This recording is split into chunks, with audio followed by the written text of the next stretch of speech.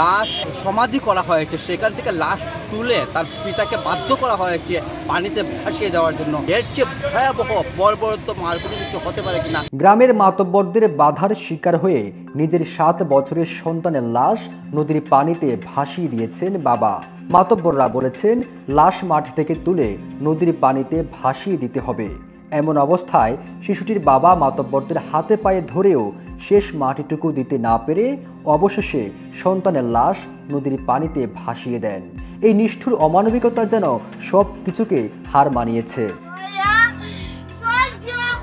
Football খেলা শেষে পুকুরে গোসল করতে নেমে মারা যায় প্রলয় দাস ও সুজু দাস নামে 2 শিশু। হিন্দু ধর্মের রীতি অনুযায়ী মরদেহ আগুনে পুড়ে ফেলতে হয়, তবে শিশুদের ক্ষেত্রে আগুনে না পুড়ে সমাধি দেওয়ার রীতি রয়েছে। তারা আসলে ফুটবল খেলার মাঠে খেলার পরে যখন পুকুর পাড়ে গোসল করতে গেছিল, সেখানে তারা মারা গেছে পানি দিতে। একটা শিশুকে এখানকার আমাদের শ্মশান যেখানে আছে পাহাড়পুর শ্মশান ঘাটে, সেখানে একটা ছেলেকে সমাধি দিয়েছিল। পঞ্চায়েতের যারা কমিটি আছে, এই কমিটির মাধ্যমে তাদেরকে বলা হয়েছে যে না, এই শ্মশানে এই যেহেতু এগুলো অপমৃত্যুর মতো হয়, সেটা আমাদের ধর্মীয় রীতিনীতি অনুযায়ী এই শ্মশানে তাদেরকে সমাধি দেওয়া যাবে না, এবং সমাধি যেটা দেওয়া হয়েছে তাকে অন্যত্র সরাইয়া সমাধি দেওয়ার জন্য তাদেরকে বলা হয়। লাশ সমাধি করা হয়েছে, সেখান থেকে লাশ তুলে তার পিতাকে বাধ্য করা হয়েছে পানিতে ভাসিয়ে দেওয়ার জন্য, নদীতে ভাসিয়ে দেওয়ার জন্য।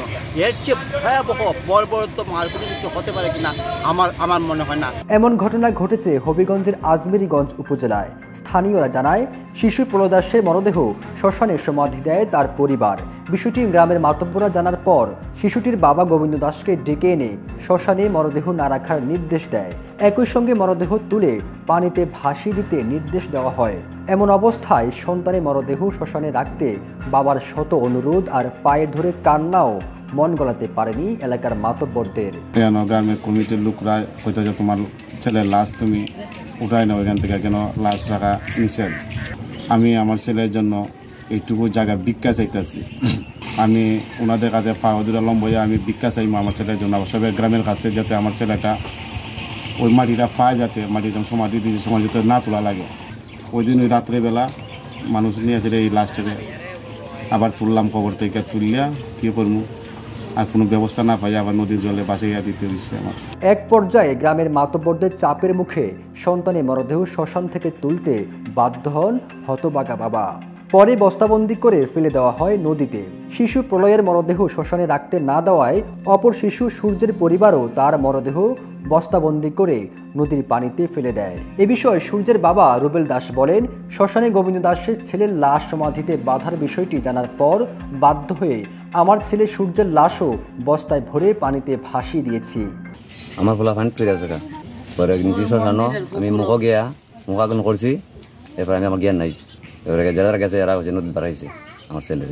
গ্রাম পঞ্চায়েত কমিটির সাধারণ সম্পাদক দীপেশ সরকার বলেন, এটি আমার একার সিদ্ধান্ত না, গ্রাম কমিটির সবার সিদ্ধান্ত ছিল।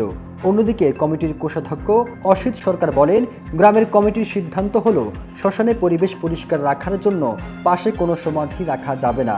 এই সিদ্ধান্ত এলাকার সবার জন্য সমান।